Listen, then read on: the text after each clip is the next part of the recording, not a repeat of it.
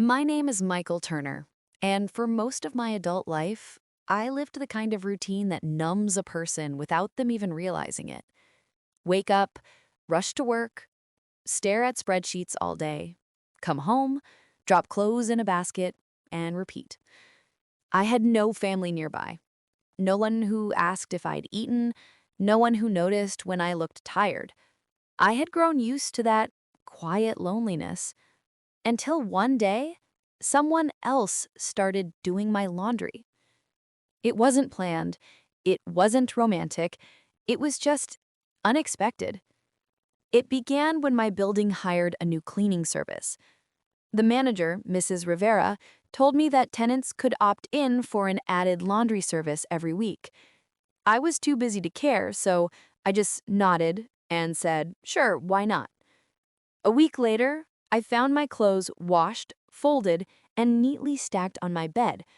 I didn't even hear anyone come in. I didn't ask questions either.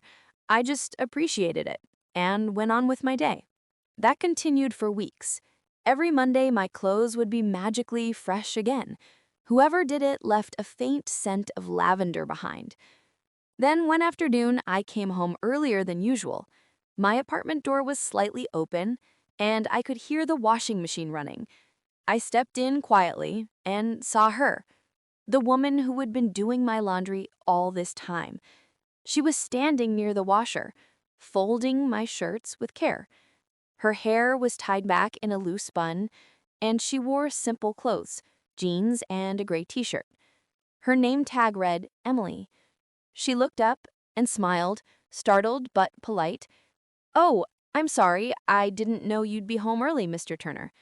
"It's okay," I said awkwardly. "You're doing my laundry, right?" She laughed softly. "Yes, every Monday. I hope it's all right. I try to take care of everyone's things as if they were my own."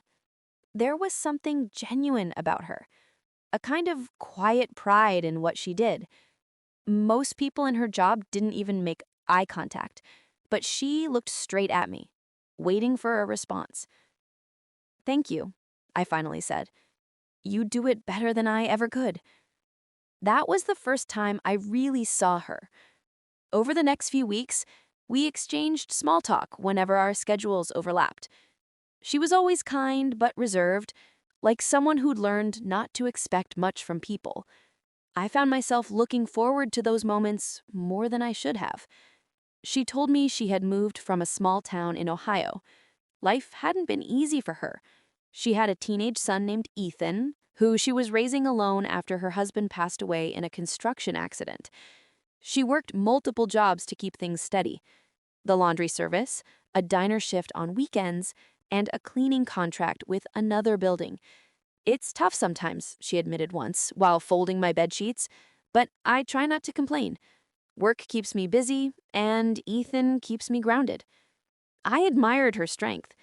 I'd grown up with everything handed to me, and here was a woman who built her world from scratch every day. Still, I didn't want to get too close.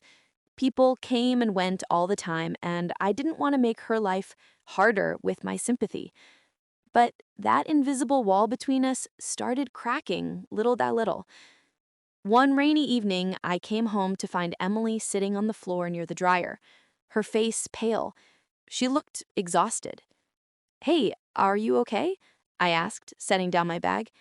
She looked up weakly. "Yeah, just a bit dizzy. I skipped lunch. Long day." Without thinking, I went to the kitchen and grabbed her a sandwich and a bottle of water.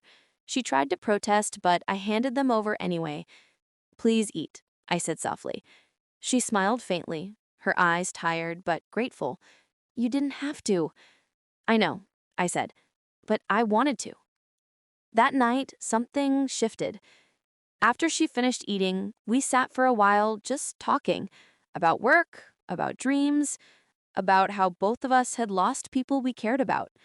It was strange how easy it felt to talk to someone who had been practically invisible to me for months. After that, she started leaving small notes on top of my folded clothes. Nothing personal, just cheerful reminders like, "Have a great week," or "Don't forget to smile today." I responded by leaving her thank you notes, sometimes with a coffee gift card or a small snack. It became our quiet tradition. Weeks turned into months. Then one morning, she didn't show up. My laundry basket stayed full for 2 weeks. I tried to tell myself it didn't matter, that people will move on, find other jobs. But something about her absence felt heavier than I expected. I asked Mrs. Rivera about her, and she frowned. Emily, she's been out sick. Her son said she caught a bad flu. I hesitated for a moment, then asked if she had an address. Mrs. Rivera looked at me carefully, but finally gave it to me. That evening, I drove to a small apartment complex on the other side of town. When she opened the door, she looked surprised and frail. Her skin was pale, her hair messily tied back. "Michael, what are you doing here?" "I heard you were sick," I said, holding up a bag of groceries. "I just wanted to make sure you're okay." She blinked, unsure what to say, then stepped aside to let me in. The apartment was modest, clean, but worn. A few photos of her and her son decorated the wall. Ethan, a lanky teenager with bright eyes, greeted me politely. "Mom talks about how kind you are." That surprised me. I didn't think she talked about me at all. I stayed for a while helping her sort the groceries, fixing a squiggling cabinet, and just making small conversation. When I was about to leave, she looked at me, her eyes glistening. "Thank you, Michael," she whispered. "No one has ever done something like this for me." I wanted to tell her that she'd done so much more for me, that her kindness had quietly healed parts of me I didn't even know were broken, but I didn't have the courage. So I just smiled and said, "Get better soon. The building misses you." A few weeks later, she returned to work. Things went back to normal, or so it seemed. But every time she came by, I noticed something different in her eyes. One day, I asked her, "Emily, why do you work so hard? You could slow down a bit." She smiled softly. "Because I want my son to have choices I never had. That's worth every load of laundry." Her words stuck with me. I started helping her in small ways, fixing the laundry machines when they broke, bringing her lunch sometimes.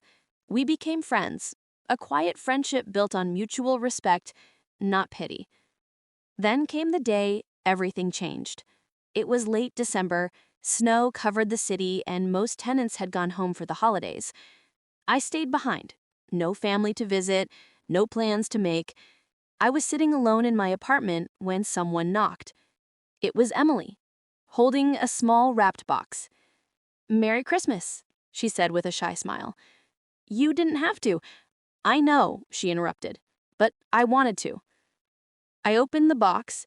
Inside was a neatly folded handkerchief with my initials embroidered on it.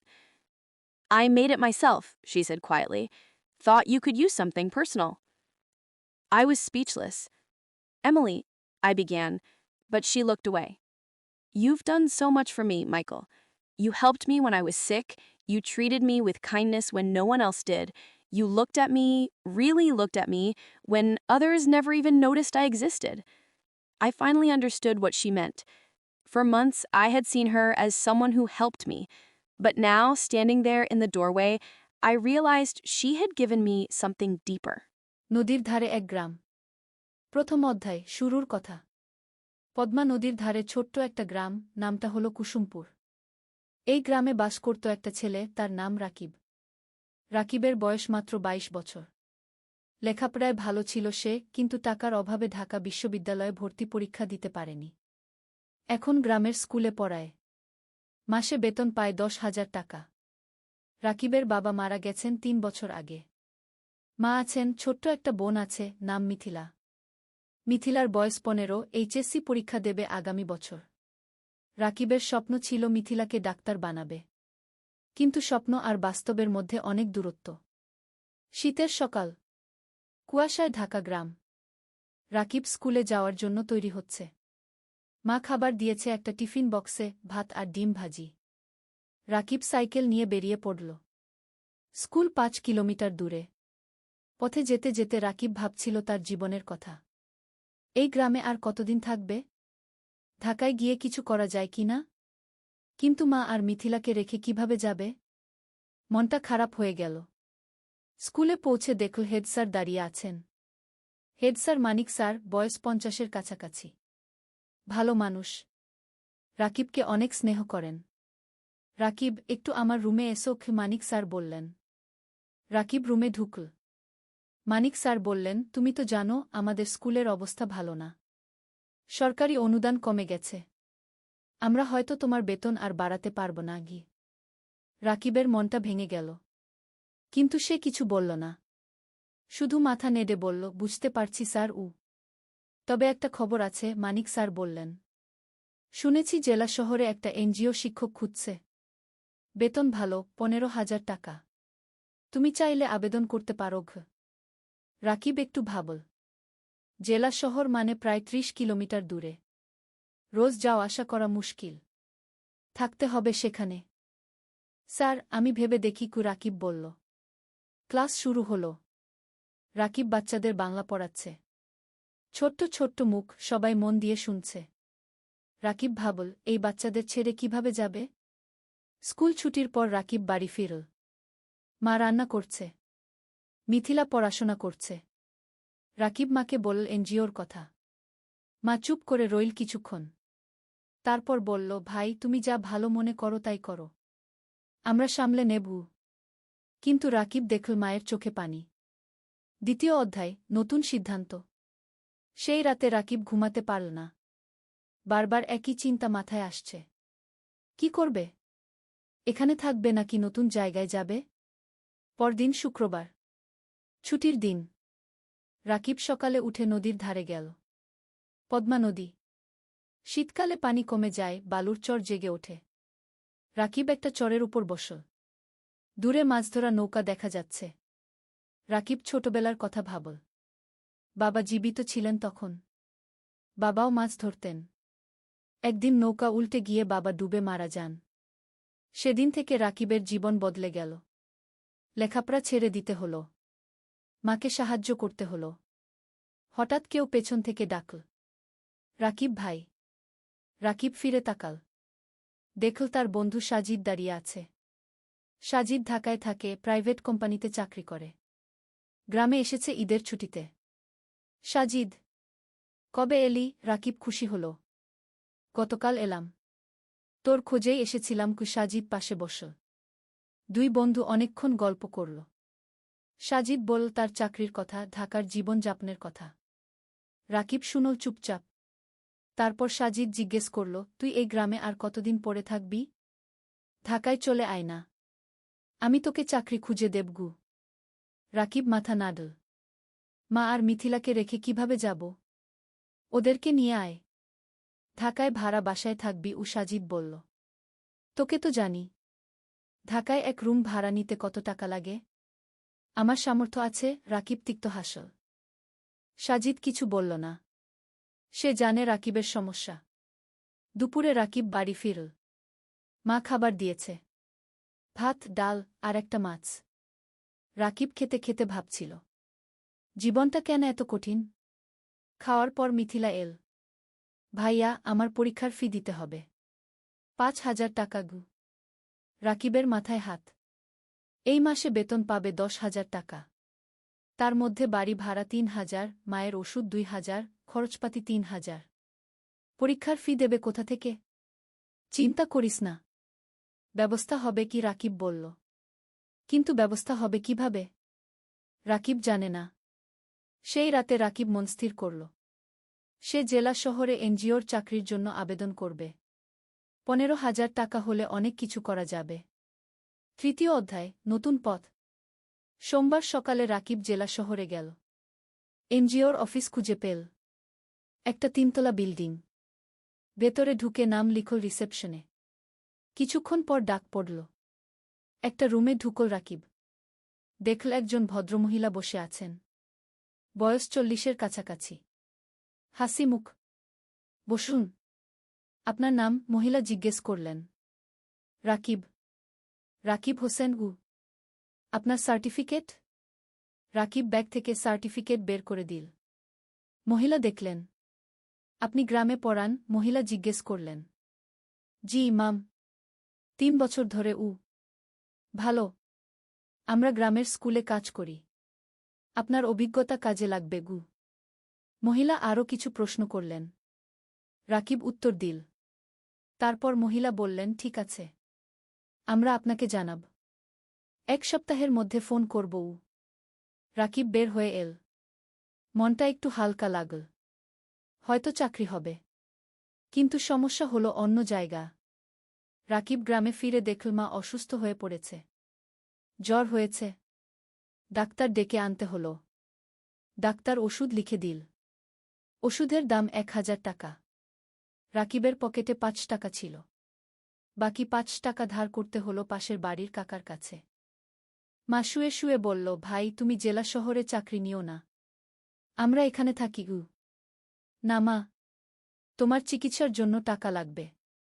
মিথিলার পড়াশোনার জন্য টাকা লাগবে। আমাকে ভালো চাকরি করতে হবে কি? রাকিব বলল। পরের সপ্তাহে রাকিবের ফোন এল। এনজিও থেকে চাকরি হয়েছে। পরের মাস থেকে জয়েন করতে হবে। রাকিব খুশি হল। কিন্তু সাথে সাথে চিন্তাও হল। জেলা শহরে থাকবে কোথায়? বাসা ভাড়া নিতে হবে। সেই টাকা কোথায়? রাকিব মানিক স্যারের কাছে গেল। সব বলল। মানিক স্যার শুনলেন। তারপর বললেন, তুমি চিন্তা করো না। আমার জেলা শহরে একটা ছোট্ট ফ্ল্যাট আছে। খালি পড়ে আছে। তুমি সেখানে থাকতে পারো। প্রথম 3 মাস ভাড়া লাগবে না আগে। রাকিবের চোখে পানি এল। স্যার, আপনি তুমি ভালো ছেলে।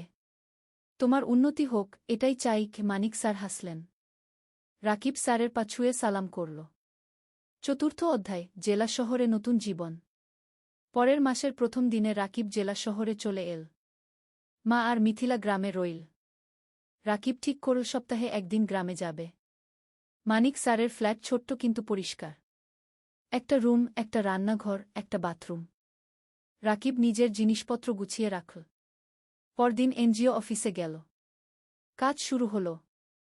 রাকিবকে দায়িত্ব দেওয়া হল 5টা গ্রামের স্কুল দেখাশোনা করার। সপ্তাহে 3 দিন স্কুলে যেতে হবে, বাকি দিন অফিসে। প্রথম দিন রাকিব একটা গ্রামে গেল। স্কুলটা খুবই খারাপ অবস্থায়। ছাদ দিয়ে পানি পড়ে। বেঞ্চ ভাঙা। শিক্ষক মাত্র 2 জন। ছাত্রছাত্রী প্রায় 150। রাকিব শিক্ষকদের সাথে কথা বলল। তারা বলল অনেক সমস্যার কথা। বেতন কম। সরকারি সাহায্য নেই। অনেক বাচ্চা স্কুল ছেড়ে দিয়েছে। রাকিব বুঝল এখানে অনেক কাজ করার আছে। সে মনস্থির করে ভালোভাবে কাজ করবে। সন্ধ্যায় রাকিব ফ্ল্যাটে ফিরল। একা একা রান্না করল। ভাত আর ডিম ভাজি। খেয়ে শুয়ে পড়ল। মায়ের কথা মনে পড়ল। মিথিলার কথা মনে পড়ল। রাকিব মাকে ফোন করল। মা, কেমন আছো? ভালো আছি। তুমি খেয়েছো? মা জিজ্ঞেস করল। হ্যাঁ মা। তুমি ওষুধ খেয়েছো তো? খেয়েছি। মিথিলা পড়াশোনা করছে। তুমি চিন্তা করো না। ফোন রেখে রাকিব ঘুমিয়ে পড়ল। দিন যাচ্ছে। রাকিব কাজে মন দিচ্ছে। সে দেখছে স্কুলগুলোর অবস্থা ধীরে ধীরে ভালো হচ্ছে। এনজিও থেকে সাহায্য আসছে। নতুন বেঞ্চ এসেছে। ছাদ মেরামত হয়েছে। শিক্ষকদের ট্রেনিং দেওয়া হচ্ছে। রাকিব খুশি। তার মনে হচ্ছে সে কিছু ভালো কাজ করছে। 3 মাস পর রাকিব প্রথম বেতন পেল। 15,000 টাকা। রাকিব সাথে সাথে 10,000 টাকা মাকে পাঠিয়ে দিল। বাকি 5,000 টাকা দিয়ে নিজের খরচ চালাবে। মা ফোন করে কাঁদল। ভাই, তুমি এত টাকা পাঠালে তোমার কি হবে? মা, তুমি চিন্তা করো না। আমার হয়ে যাবে। তুমি ভালো থাকো। রাকিবের মনে হলো জীবনে প্রথমবার সে কিছু করতে পারছে। 5ম অধ্যায়, নতুন বন্ধুত্ব। এনজিও অফিসে রাকিবের সহকর্মী অনেক। তার মধ্যে একজন মেয়ে আছে, নাম তানিয়া। তানিয়া ঢাকা থেকে এসেছে। লেখাপড়া করেছে ঢাকা বিশ্ববিদ্যালয়ে। খুব মেধাবী। কিন্তু গ্রামের মানুষের জন্য কাজ করতে চায়। তাই এনজিওতে জয়েন করেছে। তানিয়া আর রাকিব প্রায় একসাথে মাঠে কাজ করে। স্কুলে যায়। শিক্ষকদের সাথে কথা বলে। বাচ্চাদের পড়ায়। ধীরে ধীরে তানিয়া আর রাকিবের মধ্যে বন্ধুত্ব হল। তানিয়া রাকিবকে অনেক কিছু শেখায়। কিভাবে প্রজেক্ট প্ল্যান করতে হয়, কিভাবে রিপোর্ট লিখতে হয়, কিভাবে মানুষের সাথে কথা বলতে হয়। রাকিব তানিয়াকে শেখায় গ্রামের জীবন সম্পর্কে, গ্রামের মানুষের সমস্যা সম্পর্কে, কিভাবে তাদের সাহায্য করা যায়। একদিন তানিয়া রাকিবকে জিজ্ঞেস করলো, তুমি কি বিয়ে করেছো? রাকিব হেসে বলল, না, বিয়ের কথা ভাবার সময় নেই, এখন পরিবারের দায়িত্ব আছে। কি তোমার পরিবার কেমন? তানিয়া জিজ্ঞেস করল। রাকিব তার মা আর মিথিলার কথা বলল, বাবার মৃত্যুর কথা বলল, কিভাবে সে সংসার চালাচ্ছে সেই কথা বলল। তানিয়া শুনো চুপচাপ, তারপর বলল, তুমি খুব সাহসী। রাকিব কিছু বলল না, শুধু হাসে। সময় যাচ্ছে, রাকিবের কাজ ভালো হচ্ছে, এনজিও থেকে তাকে প্রশংসা করা হচ্ছে, বেতনও বাড়ে, এখন 17,000 টাকা পায়। রাকিব সপ্তাহে একদিন গ্রামে যায়, মাকে দেখে আসে, মিথিলার পড়াশোনা দেখে দেয়। মিথিলা এখন কলেজে পড়ছে, সে ডাক্তার হতে চায়। একদিন মা রাকিবকে বলল, ভাই, তোর বিয়ের কথা ভাবা উচিত কি? রাকিব হাসল, মা, এখনো সময় আছে, আগে মিথিলাকে প্রতিষ্ঠিত করি কি, কিন্তু তোর বয়স হয়ে যাচ্ছে, আমি চিন্তায় থাকি। কি মা বলল, তুমি চিন্তা করো না মা, সব ঠিক হবে। ষষ্ঠ অধ্যায়, প্রেম আর স্বপ্ন। 1 বছর পার হয়ে গেল। রাকিব এখন এনজিওতে প্রজেক্ট কোঅর্ডিনেটর, বেতন 20,000 টাকা। সে এখন একটা ভাড়া বাসায় থাকে, মাসে ভাড়া 5,000 টাকা। তবু মাকে প্রতি মাসে 12,000 টাকা পাঠায়। মিথিলা খুব ভালো ফলাফল করেছে, সে মেডিকেল কলেজে ভর্তি হতে চায়, কিন্তু ভর্তি পরীক্ষার জন্য কোচিং করতে হবে, কোচিং ফি অনেক। রাকিব চিন্তায় পড়ল, কোথা থেকে টাকা আসবে। তানিয়া বুঝতে পারল রাকিবের সমস্যা। একদিন সে বলল, রাকিব, তুমি কিছু চিন্তিত মনে হচ্ছে কি? রাকিব মিথিলার কথা বলল। তানিয়া বলল, আমি আমার এক বন্ধুকে জানি, সে ঢাকায় মেডিকেল কোচিং সেন্টার চালায়, আমি তাকে বলবো, হয়তো কম ফিতে তোমার বোনকে ভর্তি করে নেবে কি। রাকিব অবাক হল, তুমি এত সাহায্য করছো কেন? তানিয়া চুপ করে রইল কিছুক্ষণ, তারপর বলল, কারণ তুমি ভালো মানুষ। রাকিব কিছু বলল না, কিন্তু মনের ভেতর একটা অনুভূতি হলো। পরের সপ্তাহে তানিয়া তার বন্ধুর সাথে রাকিবের কথা হলো। বন্ধু রাজি হলো মিথিলাকে অর্ধেক ফিতে ভর্তি করতে। রাকিব খুশিতে আত্মহারা, সে তানিয়াকে ধন্যবাদ দিল বারবার। তানিয়া হেসে বলল, ধন্যবাদ না, একটা ট্রিট দাও। রাকিব তানিয়াকে নিয়ে গেল একটা রেস্টুরেন্টে, দুজন একসাথে খাবার খেল, অনেক গল্প করল, হাসল। খাওয়ার পর বাইরে বের হয়ে তানিয়া বলল, রাকিব, আমি তোমাকে একটা কথা বলতে চাই। বলো। তানিয়া একটু থেমে বলল, আমি তোমাকে ভালোবাসি। রাকিব স্তব্ধ হয়ে গেল, কি বলবে বুঝতে পারল না। তানিয়া বলল, আমি জানি এটা হঠাৎ শোনাচ্ছে, কিন্তু 1 বছর ধরে তোমার সাথে কাজ করছি, তোমার চরিত্র, তোমার পরিবারের প্রতি দায়িত্ববোধ, তোমার সততা, সবকিছু দেখেছি, তুমি আমার মনে জায়গা করে নিয়েছো। রাকিব কিছুক্ষণ চুপ করে রইল, তারপর বলল, তানিয়া, আমি জানি না কি বলবো। তুমি ঢাকার মেয়ে, উচ্চশিক্ষিত, আমি একজন সাধারণ গ্রামের ছেলে, আমার পরিবার গরিব, আমার অনেক দায়িত্ব আছে। কি তানিয়া রাকিবের হাত ধরল, এগুলো আমার কাছে কোনো সমস্যা নয়, আমি তোমাকে চাই, তোমার টাকা বা স্ট্যাটাস নয়। রাকিবের চোখে পানি এলো। তানিয়া, আমি তোমাকে কিছু দিতে পারবো না, তুমি আমাকে ভালোবাসা দিতে পারবে, সততা দিতে পারবে, এটাই যথেষ্ট। রাকিব তানিয়ার দিকে তাকাল, তারপর বলল, আমিও তোমাকে ভালোবাসি, কিন্তু ভয় পাচ্ছি। কিসের ভয়? তানিয়া জিজ্ঞেস করল। ভয় পাচ্ছি তোমার পরিবার রাজি হবে না, ভয় পাচ্ছি আমি তোমাকে সুখী করতে পারবো না। তানিয়া হাসল, আমার পরিবার আমাকে বিশ্বাস করে, আমি যদি খুশি থাকি তারা খুশি থাকবে, আর তুমি আমাকে সুখী করতে পারবে কিনা সেটা সময় বলবে, আমরা একসাথে চেষ্টা করব। সেই রাতে রাকিব ঘুমাতে পারল না, সারা রাত তানিয়ার কথা ভাবে। জীবনে প্রথমবার কেউ তাকে এভাবে ভালোবাসে। 7ম অধ্যায়, বাধা আর চ্যালেঞ্জ। পরের সপ্তাহে রাকিব গ্রামে গেল। মাকে সব কথা বলল, তানিয়ার কথা, প্রেমের কথা। মা শুনো চুপচাপ। তারপর বলল, মেয়ে কেমন? খুব ভালো মা। তুমি তাকে দেখলে পছন্দ করবে কি? তার পরিবার রাজি হবে? আমরা তো গরিব, খিমা চিন্তিত হলো। তানিয়া বলেছে তার পরিবার তাকে বিশ্বাস করে, সমস্যা হবে না গি। মিথিলা খুশি হলো। ভাইজা, তুমি বিয়ে করছো? আমি ভাবির সাথে দেখা করব। রাকিব হাসে, হ্যাঁ রে, তোকে নিয়ে যাব ঢাকায়। কিন্তু সমস্যা এল অন্য দিক থেকে। তানিয়া তার বাবা মাকে রাকিবের কথা বলল।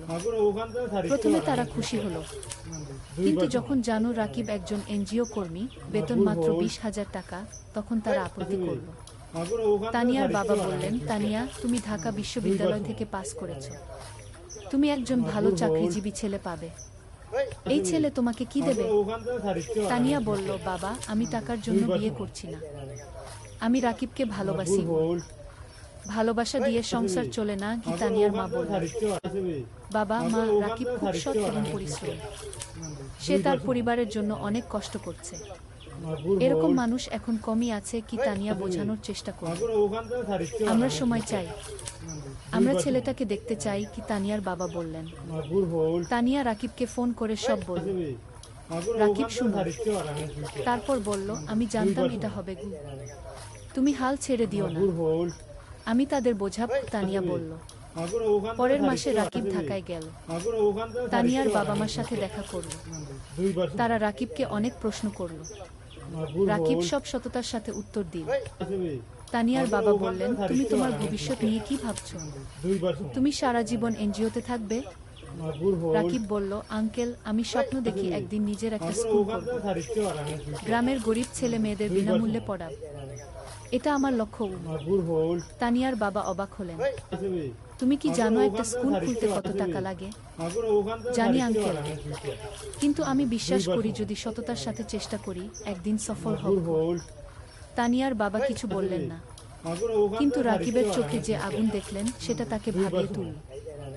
সেই রাতে তানিয়ার বাবা মা আলোচনা করলেন, তারপর তারা রাজি হলেন, কিন্তু একটা শর্ত দিলেন, রাকিবকে আরো ভালো চাকরি খুঁজতে হবে। রাকিব শর্ত মেনে নিল। অষ্টম অধ্যায়, নতুন সুযোগ। বিয়ের প্রস্তুতি শুরু হলো, কিন্তু রাকিব চিন্তায় ছিল, বিয়েতে অনেক খরচ হবে, সেই টাকা কোথায়? তানিয়া বলল, আমরা সিম্পল বিয়ে করব, বেশি খরচ করব না। কিন্তু তানিয়ার পরিবার বড় বিয়ে চায়, অনেক আত্মীয় স্বজন আছে। রাকিব টেনশনে ছিল। তখন মানিক স্যার তাকে ডাকলেন। স্যার বললেন, রাকিব, আমি শুনেছি তোমার বিয়ে হবে, আমি তোমাকে একটা উপহার দিতে চাই। স্যার একটা খাম দিলেন, খামে ছিল 50,000 টাকা। রাকিবের চোখ বড় হয়ে গেল। স্যার, এটা আমি নিতে পারবো না গি, এটা উপহার, তুমি আমার ছাত্রের মতো, তুমি অবশ্যই নেবে। স্যার জোর করলেন। রাকিব স্যারকে জড়িয়ে ধরল। স্যার, আপনি আমার জন্য অনেক কিছু করেছেন, তুমি ভালো থাকো, এটাই চাই। এদিকে রাকিবের ভাগ্য ঘুরতে শুরু করল। একদিন এনজিওর ডিরেক্টর রাকিবকে ডাকলেন। বললেন, রাকিব, তোমার কাজ আমরা খুব পছন্দ করেছি, আমরা একটা নতুন প্রজেক্ট শুরু করছি, তুমি প্রজেক্ট ম্যানেজার হবে, বেতন হবে 35,000 টাকা। রাকিব বিশ্বাস করতে পারল না, 35,000 টাকা, এত টাকা কখনো কল্পনাও করেনি। স্যার, সত্যি? রাকিব জিজ্ঞেস করল। হ্যাঁ, তুমি যোগ্য, তুমি পারবে কি? ডিরেক্টর বললেন। রাকিব সাথে সাথে তানিয়াকে ফোন করল। তানিয়া খুশিতে চিৎকার করল। সেই সন্ধ্যায় রাকিব মাকে ফোন করল, সব বলল। মা কাঁদতে লাগল, খুশির কান্না। ভাই, আল্লাহ তোমার ভালো করেছে, তুমি অনেক কষ্ট করেছো কি? মা বলল। মা, এখন আমরা ভালো থাকবো, মিথিলার পড়াশোনা ভালো হবে, তুমি সুস্থ থাকবে। বিয়ের দিন এল, সিম্পল কিন্তু সুন্দর বিয়ে। গ্রাম থেকে মা আর মিথিলা এসেছে, রাকিবের বন্ধুরা এসেছে, এনজিও অফিসের সবাই এসেছে। তানিয়া দেখতে খুব সুন্দর লাগছিল লাল শাড়িতে, রাকিব পাঞ্জাবি পরেছে। বিয়ে হলো, সবাই দোয়া করলো। আশীর্বাদ করল। রাকিব আর তানিয়া নতুন জীবন শুরু করল। নবম অধ্যায়, স্বপ্ন পূরণের পথে। বিয়ের পর রাকিব আর তানিয়া জেলা শহরে একটা বড় ফ্ল্যাট ভাড়া নেয়, 2 বেডরুমের। তারা ঠিক করে মা আর মিথিলাকে নিয়ে আসবে। মা প্রথমে রাজি হলো না, বলল, তোমরা নতুন বিয়ে করেছ, আমরা গেলে তোমাদের সমস্যা হবে কি? তানিয়া নিজে গ্রামে গেল, মাকে বলল, মা আপনি আমার মা, আপনি না থাকলে আমার সংসার অসম্পূর্ণ। মা তানিয়াকে জড়িয়ে ধরল, মা তুমি খুব ভালো। মা আর মিথিলা জেলা শহরে চলে এল। এখন তারা সবাই একসাথে থাকে। মিথিলা ঢাকায় কোচিং করছে, সে খুব মন দিয়ে পড়ছে। তার লক্ষ্য মেডিকেল কলেজে চান্স পাওয়া। রাকিব নতুন প্রজেক্টে কাজ শুরু করেছে। প্রজেক্টটা খুব বড়, 15টা গ্রামে কাজ করতে হবে। স্কুল, স্বাস্থ্যকেন্দ্র, নারী উন্নয়ন, সব ধরনের কাজ।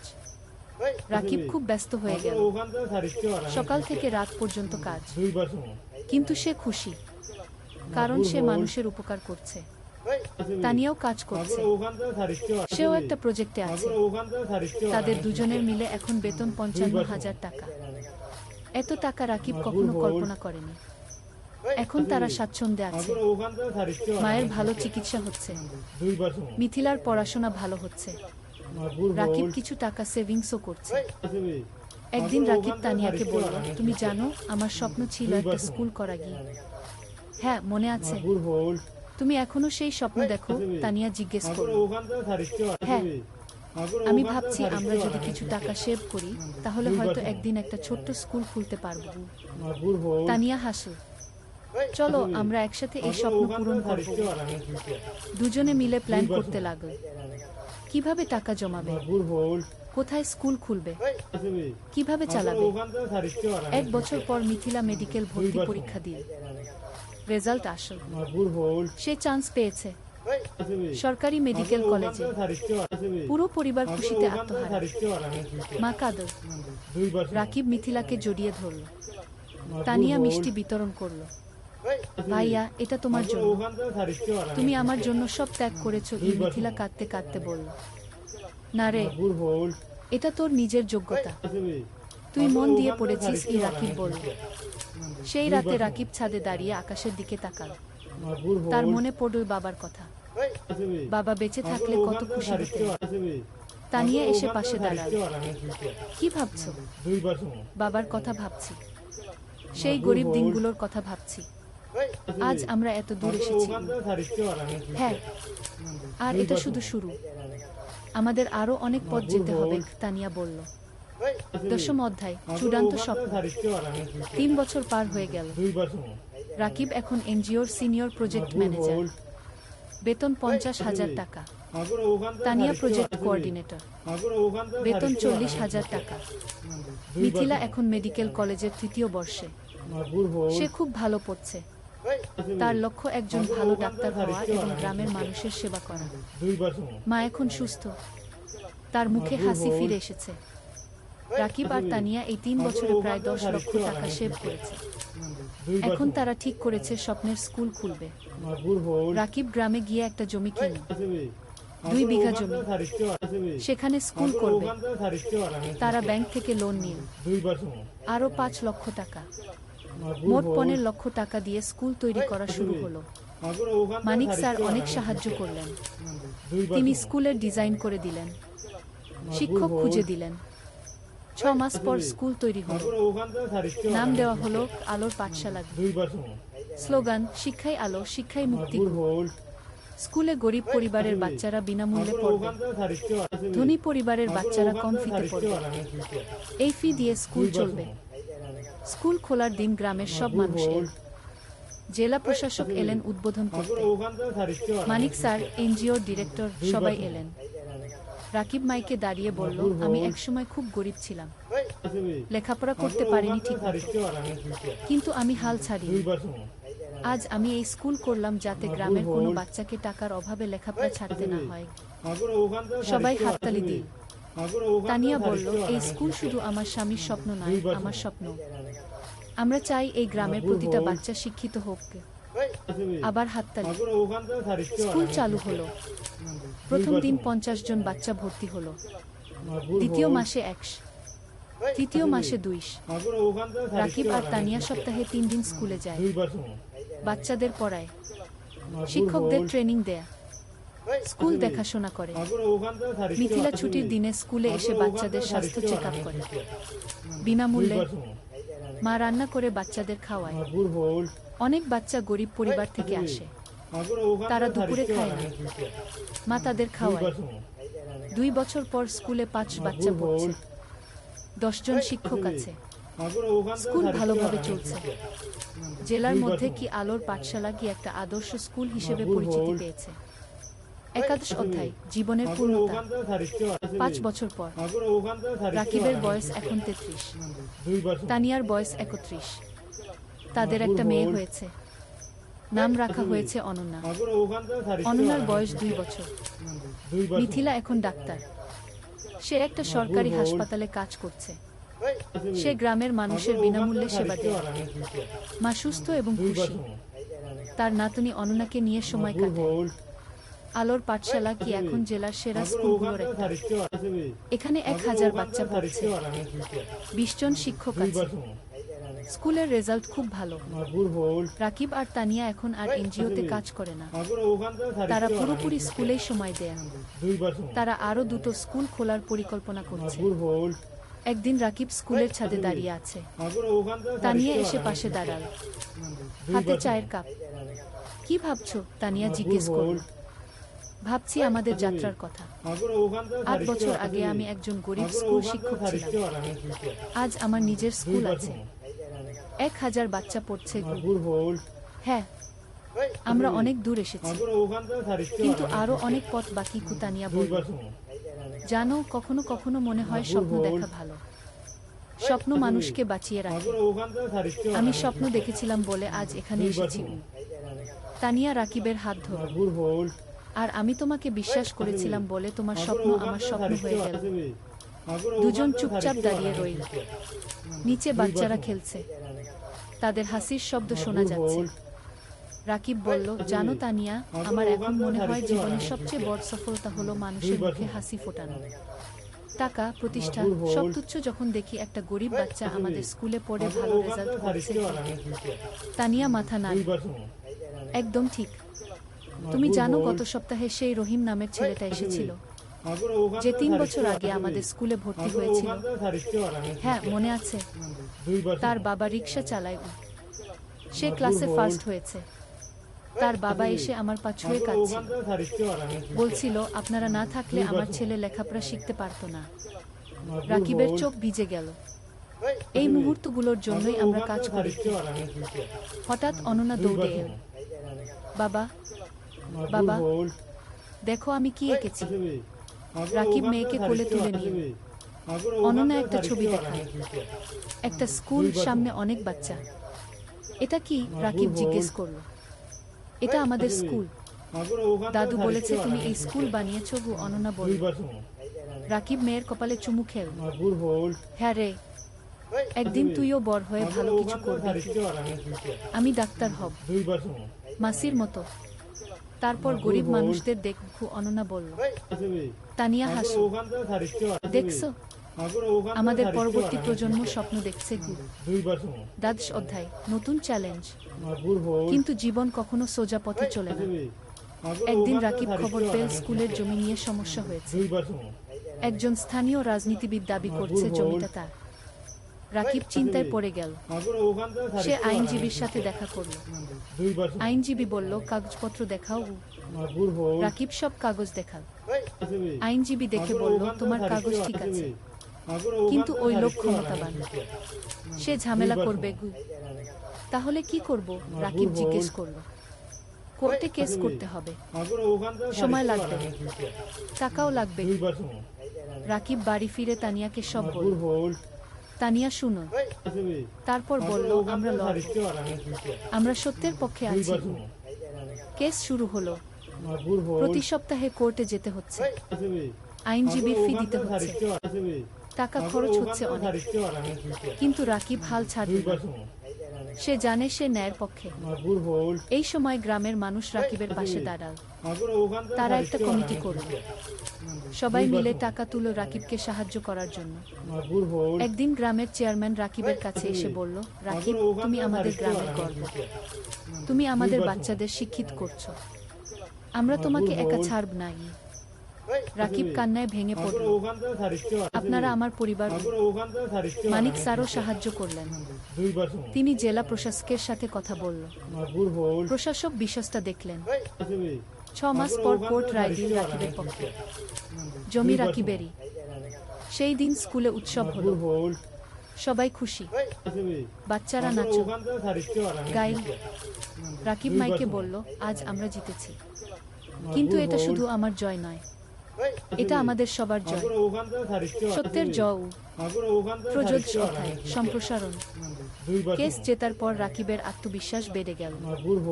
সে ঠিক করল আরও একটা স্কুল খুলবে পাশের জেলায়। তানিয়া রাজি হলো। তারা আবার সেভিংস শুরু করলো। এই সময় একটা বড় সুখবর এল। একটা আন্তর্জাতিক এনজিও তাদের স্কুলের কথা শুনেছে। তারা সাহায্য করতে চায়। এনজিওর একজন প্রতিনিধি এলি আলোর পাঠশালাকে দেখতে। সে সব দেখল। শিক্ষকদের সাথে কথা বলল, বাচ্চাদের সাথে কথা বলল। তারপর সে রাকিবকে বলল, আমরা আপনার কাজে মুগ্ধ। আমরা আপনাকে 10 লক্ষ টাকা গ্রান্ট দিতে চাই নতুন স্কুলের জন্য। রাকিব বিশ্বাস করতে পারল না। 10 লক্ষ টাকা? সত্যি? রাকিব জিজ্ঞেস করল। হ্যাঁ। আপনি একটা প্রস্তাব লিখে পাঠান, আমরা অনুমোদন করব। রাকিব আর তানিয়া রাত দিন পরিশ্রম করে প্রস্তাব লিখে পাঠিয়ে দিল।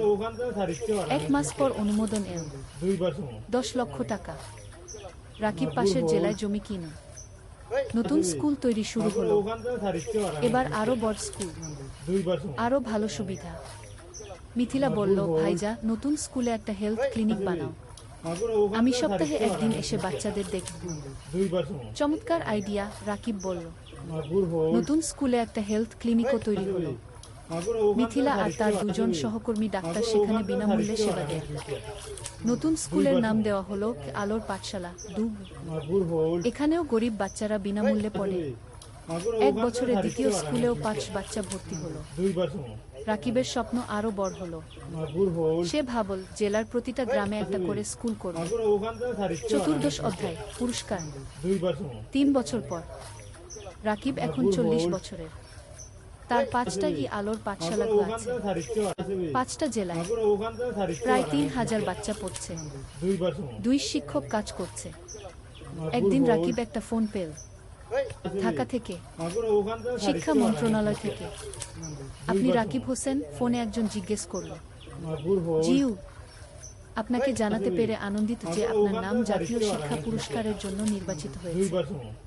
আপনি গ্রামীণ শিক্ষায় অসামান্য অবদান রেখেছেন। রাকিব স্তব্ধ হয়ে গেল। জাতীয় পুরস্কার? সত্যি? রাকিব জিজ্ঞেস করল। হ্যাঁ, আগামী মাসে ঢাকায় অনুষ্ঠান হবে। মাননীয় প্রধানমন্ত্রী পুরস্কার দেবেন। রাকিব ফোন রেখে তানিয়াকে জড়িয়ে ধরল। তান, আমরা জাতীয় পুরস্কার পেয়েছি। তানিয়া কাঁদতে লাগল। খুশির কান্না। তুমি পেরেছ, তুমি সত্যিই পেরেছ। মা খবর শুনে কাঁদল। ভাই, তোর বাবা বেঁচে থাকলে কত খুশি হতো। মিথিলা বলল, ভাইজা, তুমি আমার হিরো। অনন্যা এখন 7 বছর বলল, বাবা, তুমি সবচেয়ে ভালো বাবা। পুরস্কারের দিন, ঢাকা, বঙ্গভবন। রাকিব স্যুট পরেছে, তানিয়া শাড়ি পরেছে। মা, মিথিলা, অনন্যা সবাই গেছে। মানিক স্যারও গেছে। তিনি রাকিবকে বললেন, আমি গর্বিত তোমার শিক্ষক ছিলাম। অনুষ্ঠানে অনেক মানুষ। রাকিবের নাম ডাকা হলো। সে মঞ্চে উঠল। প্রধানমন্ত্রী তাকে পুরস্কার দিলেন। একটা ক্রেস্ট, একটা সার্টিফিকেট আর 5 লক্ষ টাকা। রাকিব মাইকে দাঁড়িয়ে বলল, আমি একজন সাধারণ গ্রামের ছেলে। আমার বাবা রিক্সা চালাতেন। আমি গরিব পরিবার থেকে এসেছি, কিন্তু আমি স্বপ্ন দেখতে ছাড়িনি। আজ আমি এখানে দাঁড়িয়ে বলতে পারি যে কেউ পারে যদি সে চেষ্টা করে। গিয়ে পুরো হল হাততালিতে মুখরিত হল।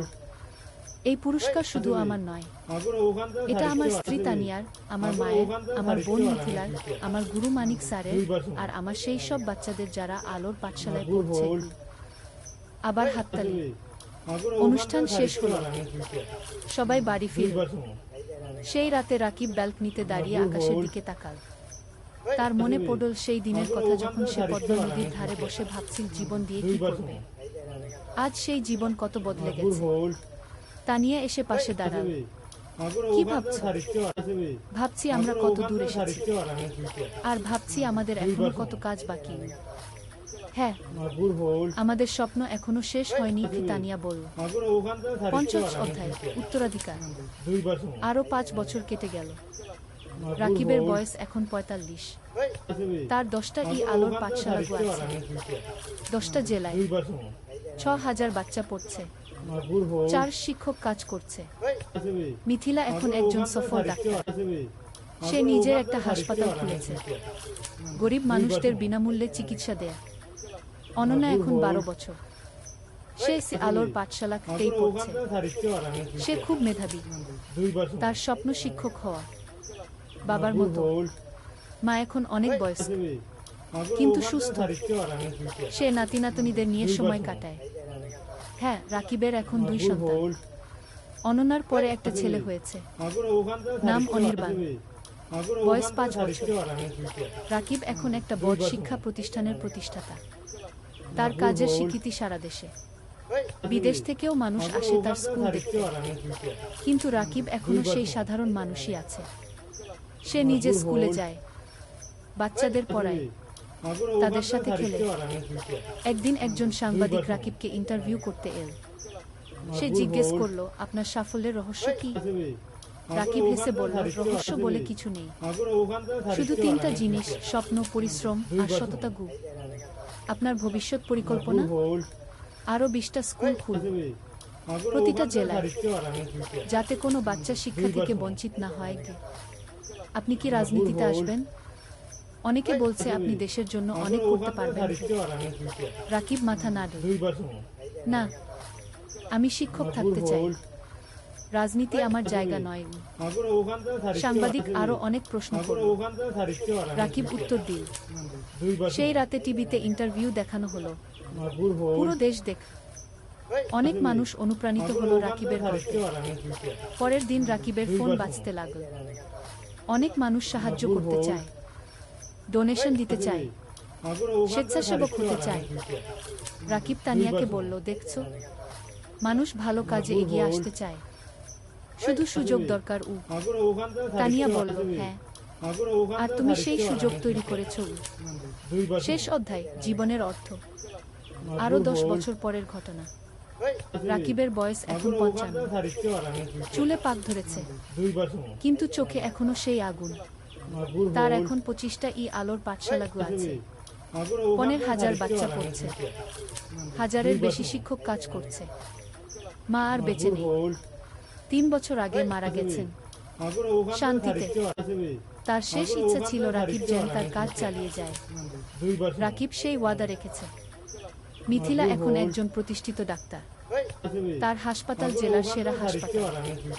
সে বিয়ে করেছে একজন ইঞ্জিনিয়রকে, তাদের ২ সন্তান। অনন্যা এখন ২২ বছর। সে শিক্ষক হয়েছে, আলোর পাঠশালাতেই পড়ায়। সে বাবার উত্তরসূরি। অনির্বাণ এখন ১৫ বছর। সে মেডিকেলে পড়তে চায়, মাসির মতো ডাক্তার হতে চায়। রাকিব এখন অনেক কম সময় অফিসে থাকে, বেশিরভাগ সময় বাচ্চাদের সাথে থাকে, গল্প বলে, গান শেখায়, জীবনের পাঠ দেয়। একদিন একটা বাচ্চা রাকিবকে জিজ্ঞেস করল, স্যার, আপনি এত কিছু করলেন কেন? আপনি তো ব্যবসা করে ধনী হতে পারতেন। রাকিব হাসল, বাবা, টাকা দিয়ে সব কিছু কেনা যায় না। আমি যখন দেখি তুমি ভালো রেজাল্ট করেছো, তখন যে আনন্দ পাই সেটা কোনো টাকায় কেনা যায় না। তাহলে জীবনের অর্থ কি, স্যার? বাচ্চাটা জিজ্ঞেস করল। রাকিব একটু ভাবল, তারপর বলল, জীবনের অর্থ হলো অন্যের জীবনে আলো জ্বালানো। যদি তুমি একজন মানুষকেও সাহায্য করতে পারো, তাহলে তোমার জীবন সার্থক। বাচ্চাটা মাথা নাড়ল। আমিও আপনার মতো হতে চাই স্যার। রাকিব বাচ্চাটার মাথায় হাত বুলিয়ে দিল। তুমি আমার চেয়ে আরো ভালো হবে। সেই সন্ধ্যায় রাকিব আর তানিয়া তাদের বাড়ির ছাদে বসে আছে। সূর্য অস্ত যাচ্ছে, আকাশ লাল কুমলা রঙে রাঙানো। তানিয়া বলল, তুমি জানো, যখন প্রথম তোমাকে দেখেছিলাম তখন জানতাম না তুমি এতদূর যাবে। রাকিব হাসল। আমিও জানতাম না, কিন্তু তোমাকে পেয়েছিলাম বলে সম্ভব হয়েছে। না, তুমি পেরেছো তোমার ইচ্ছাশক্তি আর কঠোর পরিশ্রমের কারণে। আমি শুধু সাথে ছিলাম। তুমি শুধু সাথে ছিলে না, তুমি আমার শক্তি ছিলে, আমার অনুপ্রেরণা ছিলে। দুজন চুপচাপ বসে রইল। নিচে কি আলোর পাঠশালা দেখা যাচ্ছে, বাচ্চারা খেলছে। রাকিব বলল, জানো তানিয়া, আমি এখন শান্তিতে আছি। আমার মনে হয় আমি আমার জীবন দিয়ে কিছু অর্থবহ করতে পেরেছি। তুমি পেরেছো, তুমি হাজারো জীবন বদলে দিয়েছো। তানিয়া বলল। হঠাৎ অনন্যা এল। বাবা, মা, খাবার তৈরি। রাকিব উঠে দাঁড়াল। চলো। তিনজন একসাথে নিচে নামল। পরিবার একসাথে বসে খাবার খেল, হাসল, গল্প করল।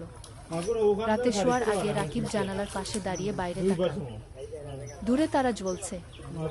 রাকিব মনে মনে ভাবল, জীবন একটা যাত্রা, কখনো কঠিন, কখনো সহজ। কিন্তু যদি তুমি স্বপ্ন দেখো, যদি তুমি পরিশ্রম করো, যদি তুমি সৎ থাকো, তাহলে তুমি অবশ্যই সফল হবে। আর সবচেয়ে বড় সফলতা হলো যখন তুমি অন্যের জীবনে আলো জ্বালাতে পারো। রাকিব হাসল। তারপর বিছানায় শুয়ে পড়ল। গভীর ঘুমে তলিয়ে গেল। শান্তির ঘুম, পরিতৃপ্তির ঘুম। কারণ সে জানে তার জীবন সার্থক হয়েছে, তার স্বপ্ন পূরণ হয়েছে। আর এটাই জীবনের সবচেয়ে বড় পাওয়া।